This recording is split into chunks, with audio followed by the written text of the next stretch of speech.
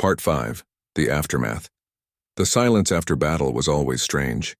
One moment the universe was filled with weapons fire and screaming alarms. The next, nothing but the quiet hum of damaged systems and exhausted breathing. Yunwu sat in his command chair, watching the 4 remaining Scraith ships flee into deep space. Part of him wanted to chase them down, to finish what they had started. But his fleet was damaged, low on ammunition, and running on fumes. They had won, but barely. Status report, he said quietly. Taeyang pulled up the damage assessments. 2 haulers are critical. Hull breaches on multiple decks, engines damaged. They can limp along, but they're not jumping anywhere without major repairs. 3 more haulers have moderate damage. The Steel Wind lost 17 crew members and needs hull patches. The other frigates are operational but low on everything. Casualties: 43 dead across the fleet. 72 wounded. Danby is treating them now, but she's overwhelmed. 43 people who had signed up to mine asteroids, not fight ancient alien horrors. 43 who had answered a distress call and paid the ultimate price. And the planet. Mirai worked her console, scanning Thesara Prime. The Scraith bombardment has stopped. I'm reading approximately 30,000 Valori life signs. Most are still underground, but some are starting to emerge. 30,000 survivors out of 50,000. 20,000 dead. Their cities burned, their homes destroyed. But 30,000 alive who would have been 0 if the humans hadn't come. Open a channel to the surface, Yunwu ordered. Let them know we're here to help. The communication took several minutes to establish. The Valori systems were damaged, running on emergency power. When the channel finally opened, a holographic image appeared above Hyunwoo's console. The Valori was small, barely a meter tall, with delicate features and large eyes. She wore robes that were torn and burned. Behind her, Hyunwoo could see the destroyed remains of what had once been a beautiful building. This is Elder Nayla of Thesara Prime, the Valori said. Her voice was soft, musical despite the obvious exhaustion. We received your broadcast. You are human? Yes, I'm Commander Hyunwoo. We received your distress call and came as quickly as we could. Nayla's large eyes filled with tears. We broadcast for 3 days. We called every ship in range, every council patrol, everyone we could reach. Nobody came. We thought we would all die. We heard you. We're here now. You fought the Scraith. We saw it on our scanners. 12 small ships against 6 capital vessels. She shook her head in disbelief. We have heard stories about your species. About the death world you come from. The council says you are dangerous, too violent for civilized space. But you came when nobody else would. You saved us. Hyunwoo felt uncomfortable with the gratitude. He hadn't come here to be a hero. He had come because it was the right thing to do. We need to begin rescue operations. My medical officer will need access to your survivors. Many of them will need treatment. Of course. Anything you need. Coordinates are being transmitted now. The channel closed. Hyunwoo turned to his crew. Mirai, get me Danby. Yunbi, you're going down to the surface with the medical teams. I need your expertise on Valori biology. Taeyang, organize rescue shuttles. Anyone who can walk helps with the recovery effort. The bridge crew moved with purpose. They were exhausted, running on adrenaline and determination, but there was work to do. Danby arrived on the bridge within minutes, her medical coat stained with blood. She looked like she hadn't slept in days. Commander, I have 19 critical patients. I need more medical supplies, more space, more everything. You're going to get more patients. The Valori on the surface need help. I'm sending you down with Yunbi and a full medical team. Danby's eyes widened. Sir, I've never treated a Valori. Their biology is completely different. I could make things worse. You've been studying their physiology for 2 days. You saved 43 humans today with limited supplies and no time. Now I need you to save some aliens. Can you do it? She took a deep breath and nodded. I'll need Yunbi with me every step of the way. You'll have her. The rescue shuttles launched within the hour.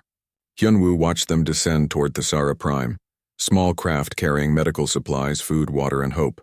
The planet's surface was scarred from the Scraith attack, but it was still beautiful. Purple forests stretched between crystal lakes. The Valori cities, though damaged, showed signs of incredible architecture. Junho appeared on the command screen, looking worse than Danby. His face was covered in grease, and his hands were bandaged. Commander, I've got teams working on the critical ships. We can patch the worst damage, but we need supplies we don't have. We're not going anywhere for at least a week. Understood. Do what you can. The hours passed slowly. Reports came in from the surface. Danby was performing miracles, treating Valori with injuries that should have been fatal. Yunbi worked beside her, translating medical concepts between completely different biological systems. Other crew members helped evacuate damaged shelters, distributed supplies, and began clearing debris from the destroyed cities. 3 days after the battle, Galactic Council ships finally arrived. 4 massive cruisers dropped out of hyperspace, their weapons ready, their crews prepared for a fight. What they found instead was a human mining fleet helping Valori survivors, medical teams working around the clock, and the wreckage of 2 Scraith capital ships drifting in orbit. The Council's commander, a tall being from a species Hyunwoo didn't recognize, appeared on the communication screen. His expression was carefully neutral. "Human commander, explain your presence here." We responded to a distress call. We engaged hostile forces. We provided humanitarian aid. Is there something unclear about that? You entered a foreign system without authorization. You engaged in military operations without council approval. You have violated multiple treaties and protocols. Hyunwoo felt his temper rise. We saved 30,000 lives. Where were you 3 days ago when the Scraith were burning cities? Where were you when the Valori broadcast their distress call? We heard it, we came. We did what needed to be done. The council commander's expression hardened. The Scraith are supposed to be extinct. Your presence here, your combat operations may have drawn their attention back to civilized space. There will be consequences for your actions. Then let there be consequences. I'd rather face a tribunal than live with the knowledge that we could have saved people and chose not to. The communication screen went dark. Hyunwoo sat back in his chair, suddenly aware of how exhausted he was. Around him, the bridge crew looked worried. "Sir," Mirai said quietly, "they're going to make an example of us. The Council doesn't like species who act independently, especially not humans." "I know. Was it worth it?" Hyunwoo looked at the tactical display. It showed Thessera Prime scarred but alive. It showed the human ships damaged but still functioning. It showed the wreckage of the Scraith vessels, proof that humans could fight when they needed to. Ask the 30,000 Valori who are still alive. Ask them if it was worth it. Mirai smiled slightly. "Yes, sir." The next day, Elder Nayla broadcast a message that reached every corner of the galaxy. She stood in the ruins of her city, surrounded by human crew members helping with reconstruction. Her voice was clear and strong. 3 days ago, the Scraith came to destroy us. We called for help. We broadcast our distress to every ship in range, to every council patrol, to anyone who would listen. Nobody answered. Nobody came, except the humans. 12 small ships heard our call and came without hesitation. They fought an enemy that terrified us. They saved 30,000 lives. The Galactic Council calls them dangerous, calls them too violent for civilized space. But I tell you now, these humans are heroes. They are protectors, and we will never forget what they did for us. The message spread through the galaxy like wildfire. Other species began to question why the Council hadn't responded. Other vulnerable colonies wondered if they could count on Council protection, or if they needed to find allies elsewhere, and on Earth. In recruiting offices across the planet, young humans began enlisting in the defense fleets. They had heard what happened at Thessera Prime. They had seen what 12 mining ships could accomplish. They wanted to be part of something bigger. Commander Hyunwoo and his fleet remained at Thessera Prime for 2 more weeks, helping with reconstruction and waiting for their damaged ships to be repaired. When they finally left, the entire Valori colony came to say goodbye. They lined the streets of their recovering cities, waving to the humans who had saved them. As the fleet jumped back into hyperspace, heading home to face whatever consequences the Council would impose, Hyunwoo felt at peace. They had done the right thing. They had answered a call for help. They had proven that humans, despite coming from a death world, despite being violent and dangerous, could also be heroes. And when the next distress call came, when another species cried out for help, the humans would answer again. Because that's what Deathworlders did. They fought. They protected. They never abandoned those in need. The galaxy would learn that lesson one way or another. Part 4. Deathworlders in Battle. The space around Thessera Prime turned into chaos. The Scraith had expected easy prey, another helpless species to harvest. Instead, they found humans, and humans knew how to fight. The mining haulers spread out in a pattern that seemed random, but was actually carefully calculated by Taiyang. Each ship moved independently, forcing the Scraith to divide their attention. The massive capital ships were powerful but slow, designed to overwhelm stationary targets. They struggled to track the quick, darting movements of the human vessels. Hauler 7 reports direct hit, Mireille called out. Their forward shields are down to 40%. Tell them to fall back.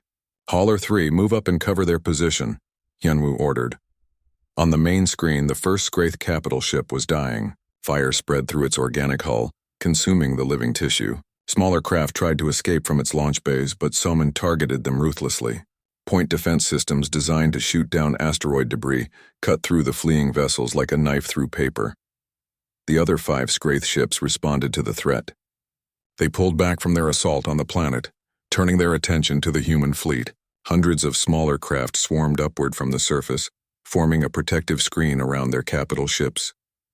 Here they come, Taeyang said grimly.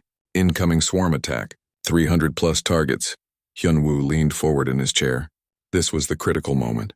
The humans could fight capital ships with railguns and warheads, but a swarm of small craft could overwhelm them with sheer numbers. All ships, tight formation, point defense at maximum. Don't let them get close. The Scraith swarm rushed forward. Their small craft were biological like everything else, looking like flying insects with razor-sharp mandibles and acidic weapons. They moved in coordinated patterns, instinctively working together like a hive mind. The human ships opened fire with everything they had. Railguns designed for precision mining work became anti-aircraft weapons. Laser cutters meant for slicing ore became point defense beams. Mining equipment, tools for breaking rock and metal, transformed into weapons of war. The vacuum of space filled with destruction. Scraith craft exploded by the dozens, their organic bodies unable to withstand the concentrated firepower. But they kept coming. For every 10 destroyed, 20 more took their place. Shields at 60%, Soman reported. Some of their acid is getting through. Hull damage on deck 4. Seal it, Hyunwoo ordered. Junho, I need those shields reinforced. The engineer's voice came through, strained with effort. I'm rerouting power from life support. That'll buy us maybe 10 minutes of stronger shields, but the crew compartments are going to get cold. Do it. Better cold than dead. One of the escort frigates, the Steel Wind, pushed too far forward. Dozens of Scraith craft swarmed it, their acid eating through the shields in seconds. Warning alarms shrieked across the fleet channel. They're breaching us, the Steel Wind's captain screamed. Deck 2, Deck 3, they're inside. Jiwoo commanded the Steel Wind. She was young, barely 30, one of the few crew members with actual combat training. Hyunwoo watched her ship's status on his tactical display, saw the red warning spreading as Scraith forces boarded. Jiwoo, report. We've got hostiles in the corridors. They're cutting through bulkheads. Her voice was tight with fear but controlled. Sealing off invaded sections. Crew is suiting up. Can you hold them? We're about to find out. Inside the Steel Wind, Jiwoo ran through the narrow corridors with her security team. They had grabbed every weapon they could find. Mining tools, cutting torches, even heavy wrenches. The ship's actual weapons were limited. Most firepower focused on external threats. The Scraith were worse than the videos had shown. They moved on too many legs, their bodies covered in chitinous armor that looked like diseased bone. Mandibles clicked together as they advanced, acid dripping from their mouths and burning through the metal floor. Hold this position, Jiwoo ordered. Her team formed a line across the corridor, weapons ready. The Scraith charged.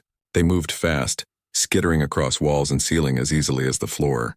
The human defenders opened fire.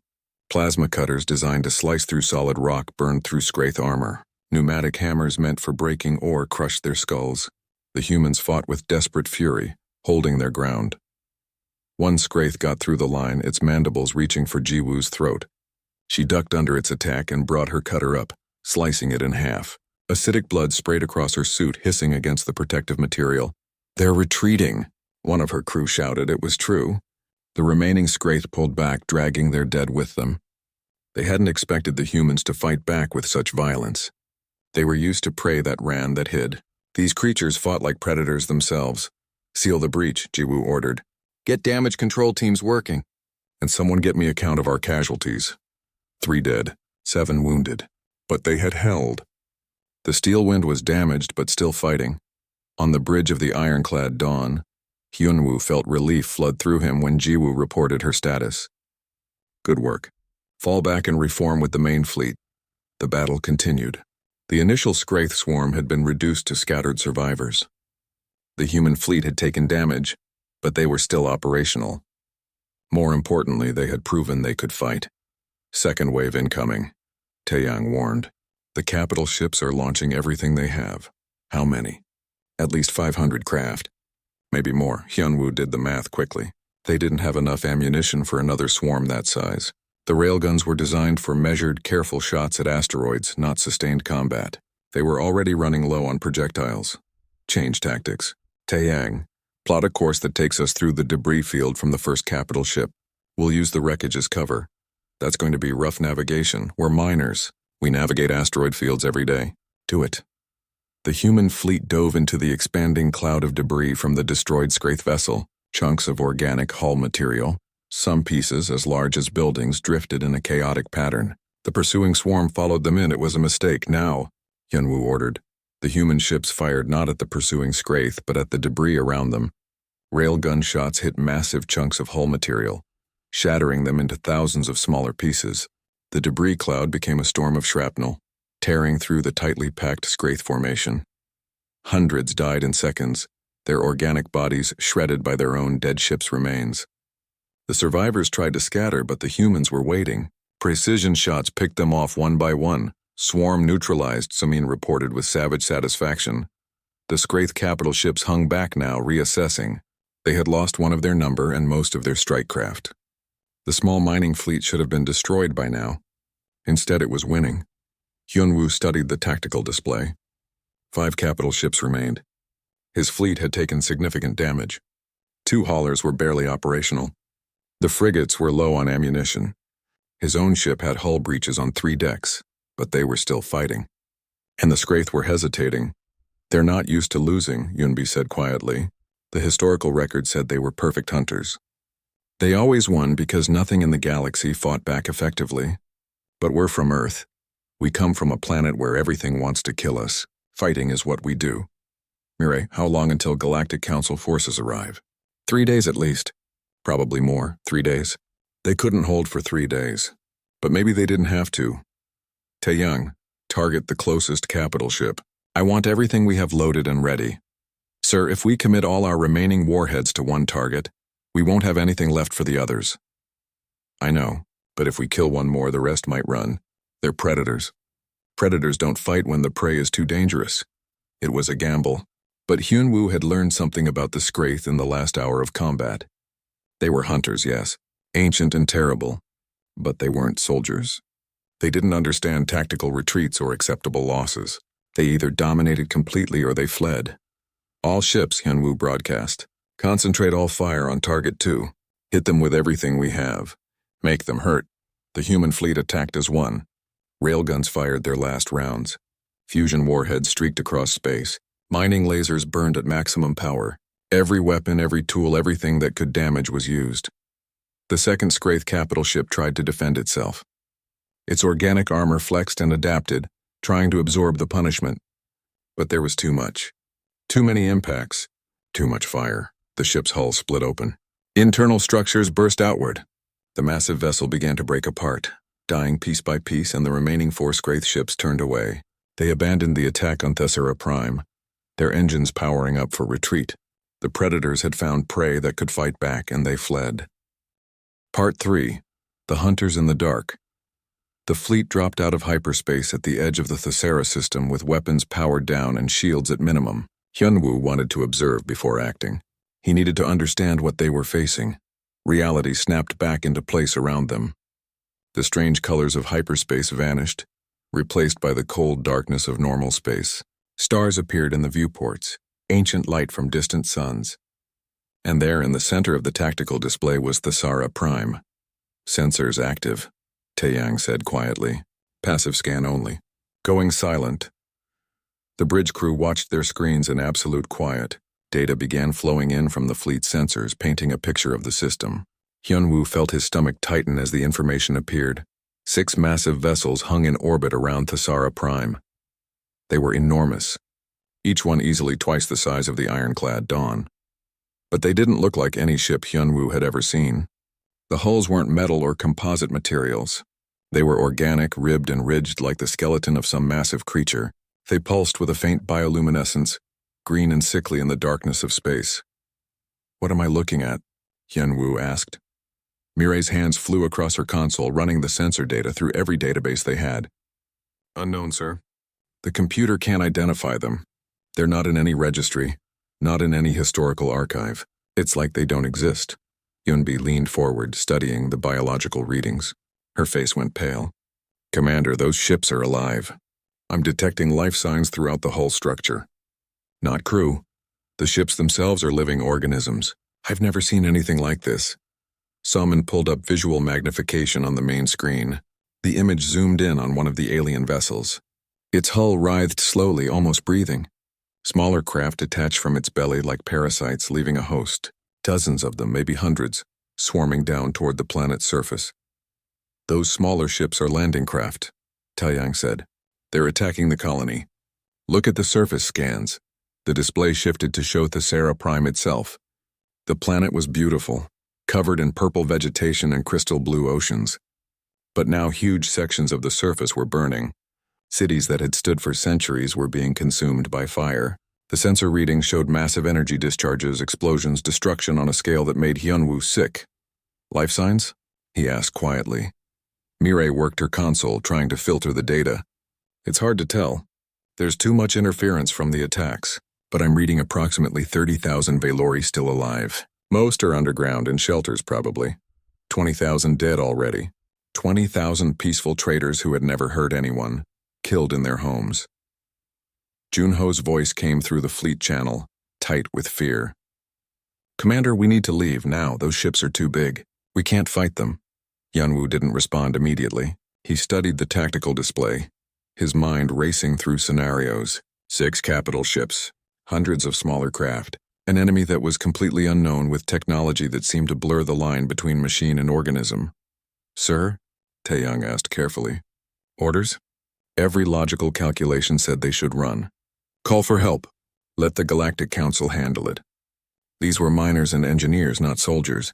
They had come to investigate a distress call, not fight a war against an unknown enemy. But Hyunwoo thought about the Valori hiding in their shelters, listening to their cities burn above them. He thought about the distress call, that desperate plea for help that nobody else had answered. He thought about the 20,000 already dead. "Weapons hot," he said. "All ships, battle formation Delta 7. We're engaging." The bridge went silent.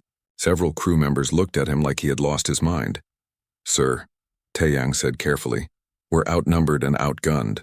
Those ships are, I can see what they are. But there are 30,000 people down on that planet waiting to die. We're the only help that's coming." Hyunwoo's voice was steel. "Now get me a firing solution on the nearest hostile vessel."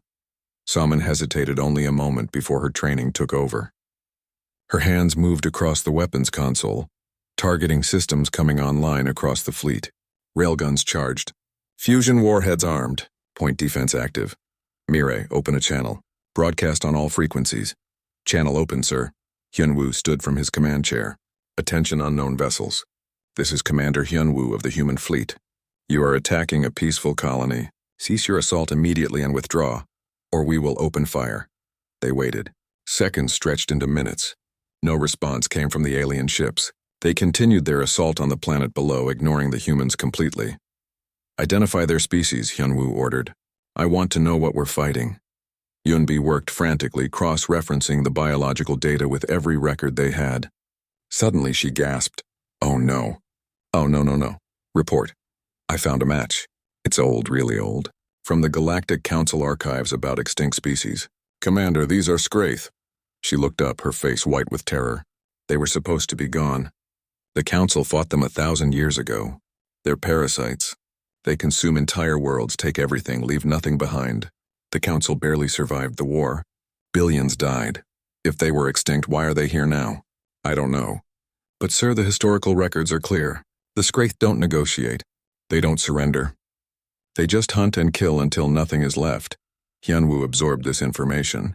An ancient enemy thought destroyed returned from the dark spaces beyond the galaxy. The Valori had been unlucky enough to be in their path. Then we stopped them here, he said simply. How? Junho demanded over the fleet channel. We're 12 ships against 6 capital vessels and hundreds of smaller craft. We use what we have. Taeyang, those big ships are launching smaller craft from their bellies, right? That means they're vulnerable during the launch cycle. We hit them then. Soman, target the launch bays. I want fusion warheads in their guts. Soman smiled grimly. Yes, sir. All ships listen carefully. We're going to make them think we're weaker than we are. Small ships spread out. Make them divide their attention. Frigates, stay with the Dawn. We're going straight at the nearest Scraith vessel. We're going to punch through their defenses and hit them where it hurts. That's insane, Junho said.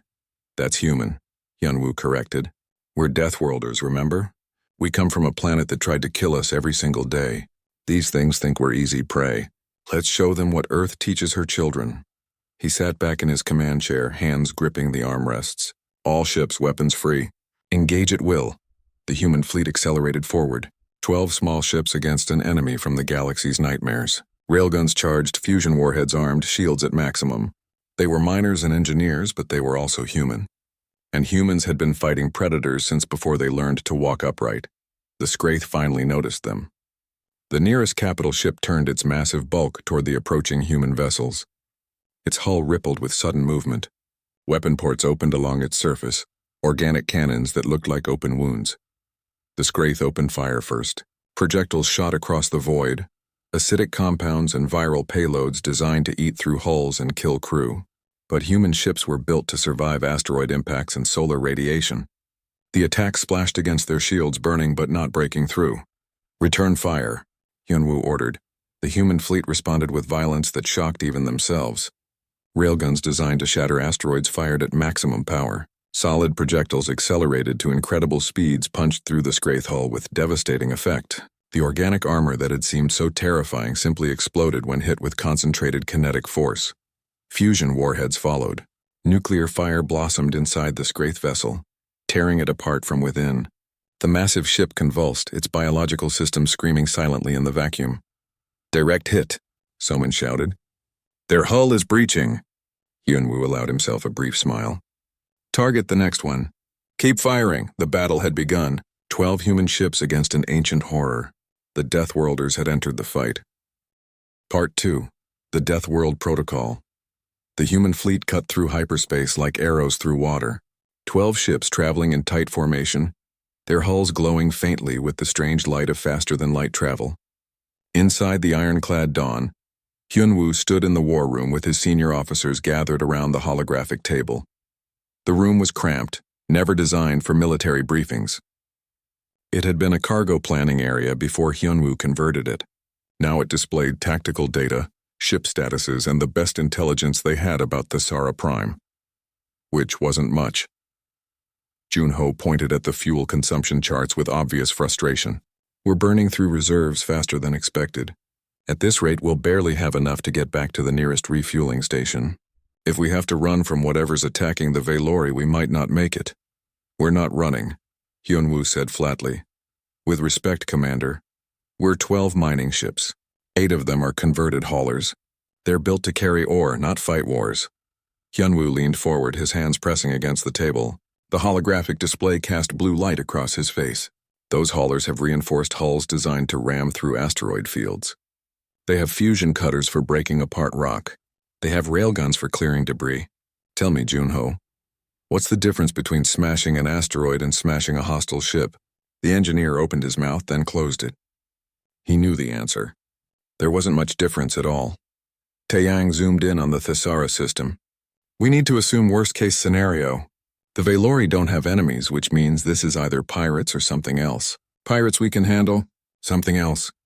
He trailed off, not wanting to finish the thought. Something else we'll also handle, Hyunwoo said. What are our assets? Soman, the weapons officer, pulled up the fleet inventory. 8 mining haulers, each with 4 railguns and basic point defense. 3 escort frigates with proper military-grade weapons. Your command cruiser with the best shields and targeting systems. Total crew across all ships, 237 personnel. 19 of them have military training. The rest are miners and engineers. Miners who work in vacuum, Hyunwoo said. Engineers who fix critical systems under pressure. Every person on these ships knows how to stay calm when things go wrong. That counts for something.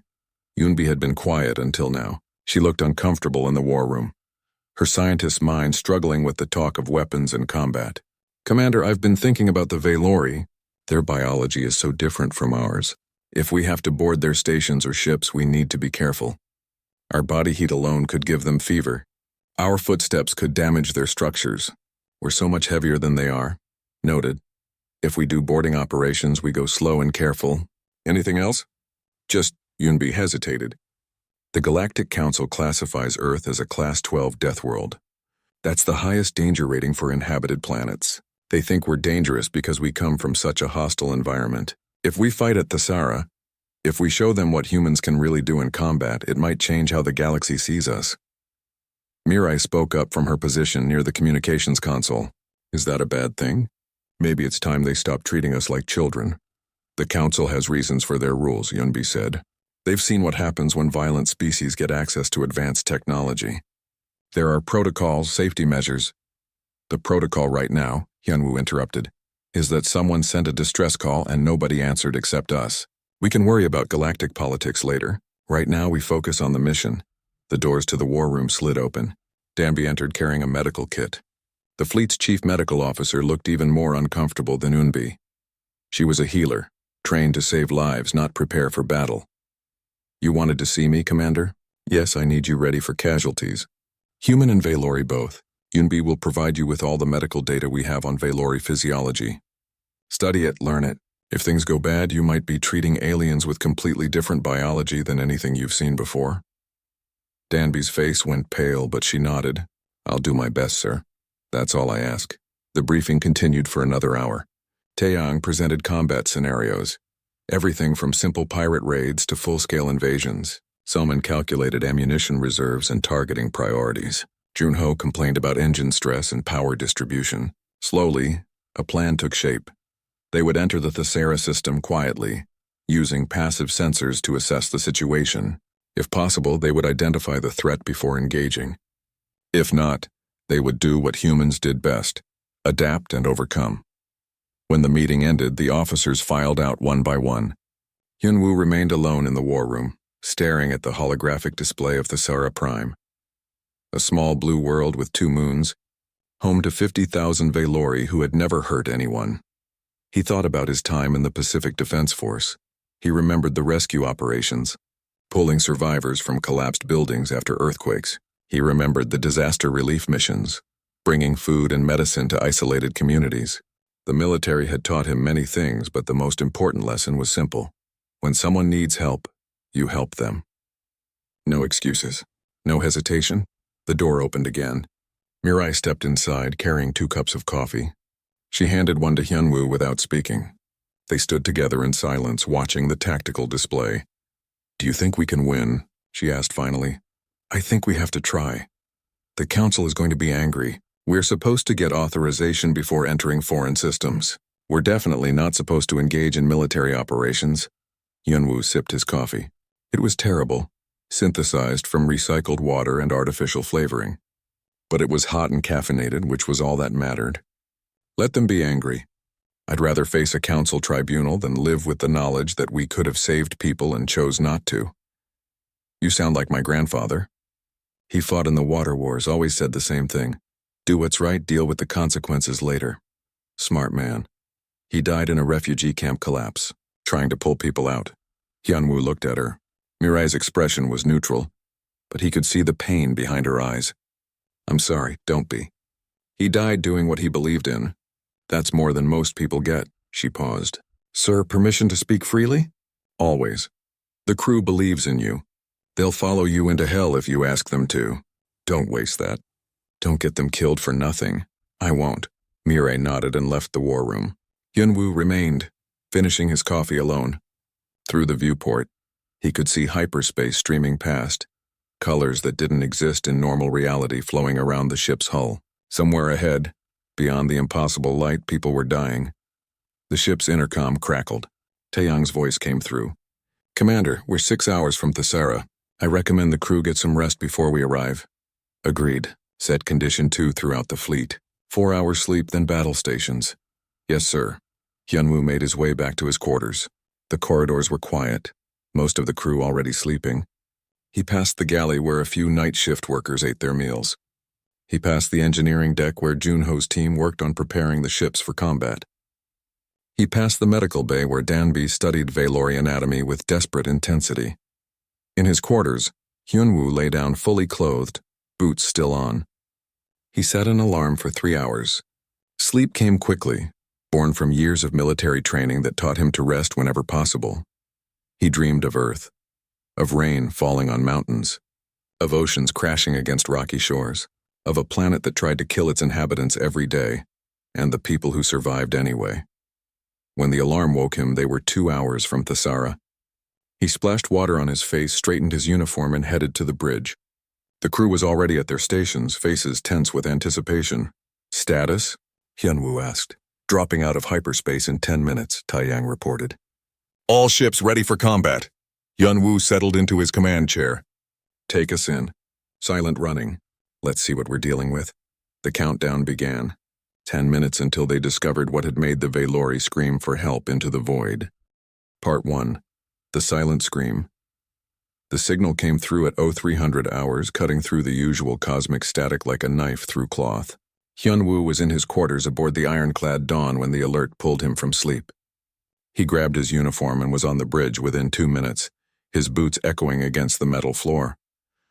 Mireille sat at the communication station, her fingers dancing across the holographic interface.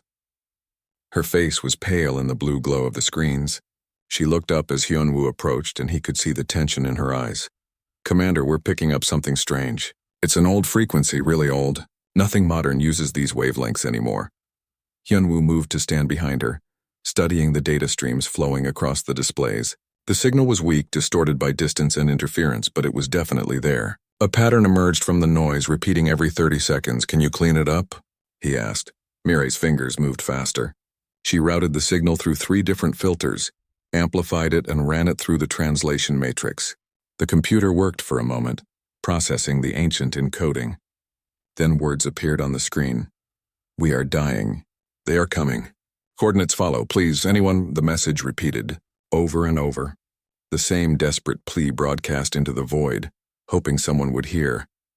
Hyunwoo felt something cold settle in his stomach. What species? Valori, sir. The translation matrix identifies it as their language. Old dialect, maybe a few hundred years out of date, but definitely Valori. Everyone on the bridge knew about the Valori. They were traders, peaceful beings who traveled the galaxy selling exotic goods and rare minerals. They were small, fragile creatures who lived on low-gravity worlds. A human handshake could break their bones. Earth's gravity would crush them flat in minutes. Location? Mireille pulled up a star map. A red dot blinked in the display, 3 days away at maximum speed. The system was called Thesara, a small cluster of planets on the edge of charted space. According to the database, Thesara Prime was home to a Valori colony. Population approximately 50,000. Has anyone else responded? Hyunwoo asked. Mireille checked her instruments, scanning for other ships diverting course or transmitting acknowledgement signals. She shook her head. Nothing, sir. The Galactic Council's nearest patrol is 6 days away.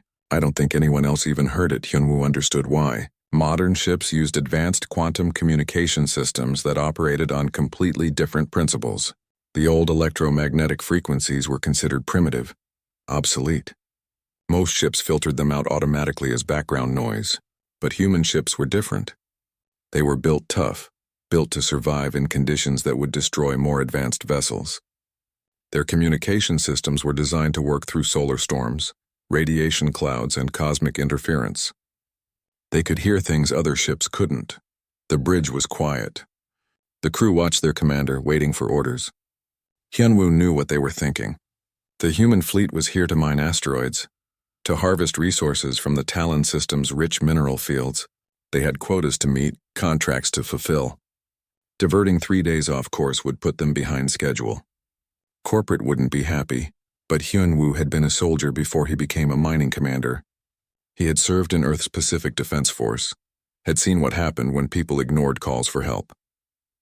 He had lost friends because rescue came too late. He wouldn't let that happen again. Sound general alert. I want all ships ready to move in 30 minutes. We're going to Thesara. Mirai's eyes widened. Sir, the mining quota can wait. Someone needs help. We're going. The bridge crew moved immediately. They knew their commander. When Hyunwoo made a decision, he didn't change his mind. Alerts sounded throughout the fleet, pulling crews from their bunks and meal breaks.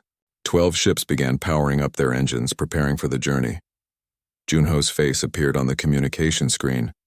The chief engineer looked tired and annoyed. Commander, please tell me we're not doing what I think we're doing. We're responding to a distress call. I need all ships ready for hard burn. 3 days to Thesara. Junho rubbed his face. Do you have any idea how much fuel that's going to use? We'll need to refuel before we can finish the mining operation. That's going to cost, I know what it costs. Prep the ships, and if there's trouble, we're a mining fleet, not a military force.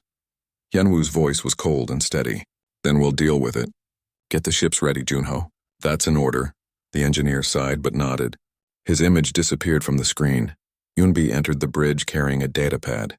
The xenobiologist had clearly been woken by the alert. Her hair was messy and she wore a wrinkled jumpsuit. Sir, I heard we're heading to a Valori colony. I pulled up everything we have on their species. She handed Hyunwoo the pad. He scrolled through the information quickly. The Valori were even more fragile than he remembered. They couldn't handle loud noises, bright lights, or sudden temperature changes. Their bones were hollow like birds. Their immune systems were weak. They had almost no natural defenses. If they're under attack, Yunbi said quietly, they won't be able to fight back. They're not built for it. Their whole civilization is based on trade and diplomacy. They've never developed weapons. Then they definitely need help, Hyunwoo said. He looked at the star map again, studying the route to Thesara. 3 days of hard burn through empty space. 3 days where anything could happen. The distress call hadn't specified what was attacking them. Pirates, a rival species? Some kind of natural disaster? There was no way to know until they arrived. But that didn't matter. Someone had called for help. Someone was dying. And the humans were the only ones who had heard. Hyunwoo turned to his crew. All hands to stations. We jump in 15 minutes. Taeyang, I want full combat protocols. Shields up, weapons ready. We don't know what we're flying into, so we prepare for everything. Taeyang, the tactical officer, nodded sharply. His hands were already moving across his console, bringing up defensive systems and weapons targeting. Mirai, keep broadcasting on all frequencies.